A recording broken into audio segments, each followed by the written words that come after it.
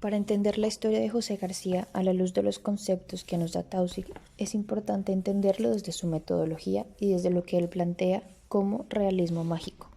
Esto nos invita a pensar en cómo la historia vital encaja como una alegoría para los mitos de conquista, salvajismo y redención, donde la fe mágica y la fe religiosa involucradas no son místicas ni pragmáticas, no son una adherencia a una doctrina enceguecedora. Por el contrario, son toda una epistemología donde se junta la certeza y la duda, la desesperación y la esperanza.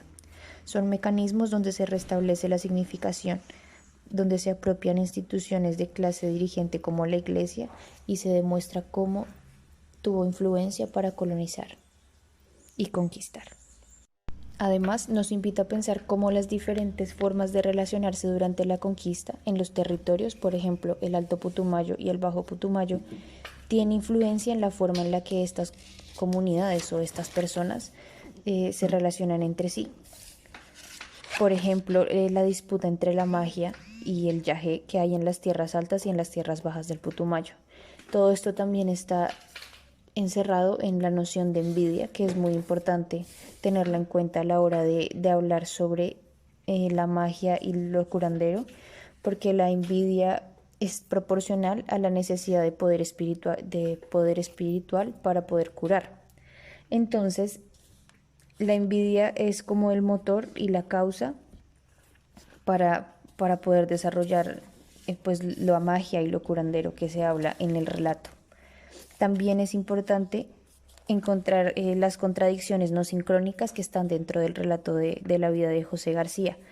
Este tipo de contradicciones no sincrónicas nos permiten pensarlo a la luz también del realismo mágico y de la etnografía como tal, porque nos permite ver los conceptos en la realidad y el papel del mito en la historia.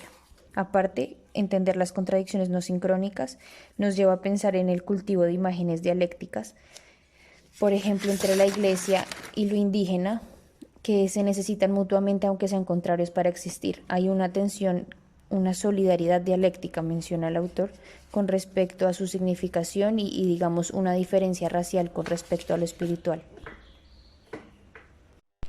Esta división racial también es importante tenerla en cuenta desde una perspectiva del neoprimitivismo colonial, que nos permite pensar en cómo la opresión y la imagen que viene desde la conquista sobre lo indígena y sobre el indio en sí mismo tiene toda una relación dialéctica con lo contrario, que sería en este caso lo puro, lo cristiano y pues lo santo, ¿no? Digamos que esto es algo que se ve muy claramente en la opinión que Rosario tiene sobre las prácticas de su esposo José García. También, por último, es importante entender la imagen no como una simple significación, sino como una realidad. Por ejemplo, al hablar de la Virgen de Caloto y al hablar de la influencia que tiene el relato de la Virgen de Caloto en la vida indígena como poder en sí mismo protector sobre la envidia.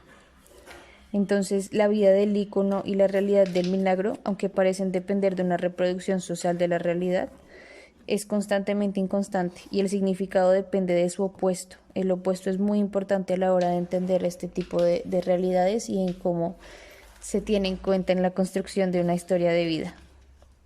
En este sentido, digamos que las imágenes son un recurso mnemónico para la historia social.